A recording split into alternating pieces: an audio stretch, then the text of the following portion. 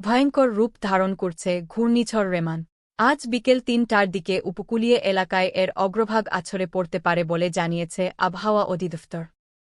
রোববার ২৬ মে আবহাওয়া অধিদপ্তর পরিচালক আজিজুর রহমান বলেন, সন্ধ্যা থেকে মধ্যরাত নাগাদ স্থলভাগ অতিক্রম করবে ঘূর্ণিঝড়ের কেন্দ্র, আর বিকেল ৩টা থেকে উপকূলে রেমালের অগ্রভাগের প্রভাব পড়বে।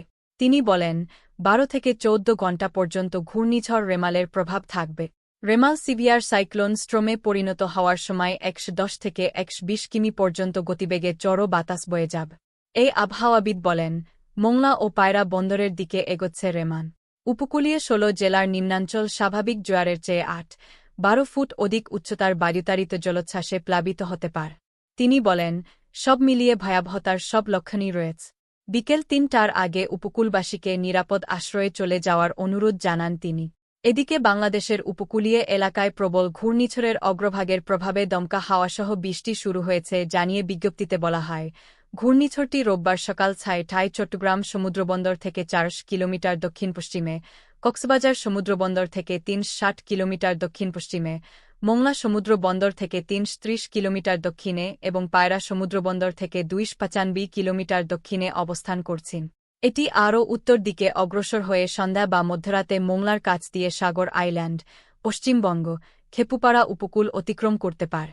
সন্ধ্যার দিকে উপকূল অতিক্রম করলে সেই সময় অনেক স্থানে ভাটা থাকবে, তাই জলোচ্ছ্বাসের তীব্রতা কম হতে পারে বলে জানিয়েছেন আবহাওয়াবিদ উমর ফারুক। তবে বেশি রাতের দিকে ঘূর্ণিঝড় উপকূল অতিক্রম করলে জলোচ্ছ্বাস বড় আকারে হতে পারে। তিনি জানান, খুলনার পশুর নদে আজ রাতে জোয়ারের সময় রাত ১:১০ নম্বর মহাবিপদ সংকেত।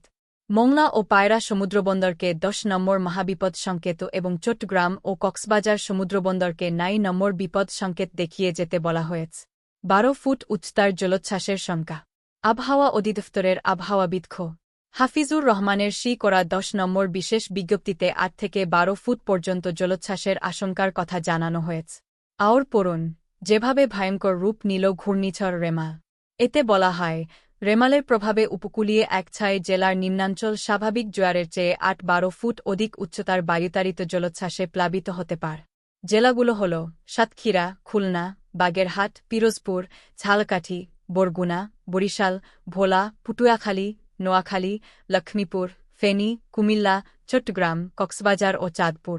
এসব জেলার পাশাপাশি অদূরবর্তী দ্বীপ ও চরসমূহে জলোচ্ছ্বাসের আশঙ্কা রয়েছে। ঘূর্ণিঝড় আইলার মতোই ভয়ঙ্কর রেমাল। ঘূর্ণিঝড় আইলার মতোই ভয়ঙ্কর হবে রেমান। অনেকটা মিলও আছে দুটোর মধ্যে।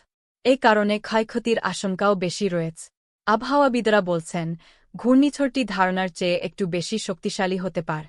অতীতে আমফান ও আইলাও ঠিক মে মাসের শেষ দিকে আঘাত হানে এবং ওই দুটি ঘূর্ণিঝড় দেশের ব্যাপক ক্ষতিসাধন করে গেছে।